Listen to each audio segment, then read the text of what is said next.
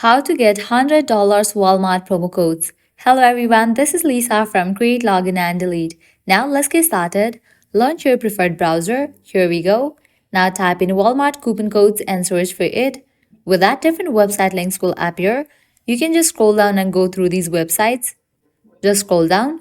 You're gonna find tons of options. For instance, I'm gonna open this one, couponfollow.com. Walmart offers grocery and consumables, health and wellness, technology, office and entertainment, hardlines, apparel, and home categories at everyday low prices. It is creating opportunities and bringing value to customers and communities around the globe. Now, on this page, you will be able to find tons of coupon, promo codes, and offers. Just scroll down and go through the coupon codes and offers. After you find the deal that you're interested in, all you need to do is click on the option of See Details. So here's the coupon code. Make sure you check the expiration date of the coupon. Now I can copy this coupon. Once you copy it, open a new tab. Type in walmart.com. Head towards the official website of Walmart.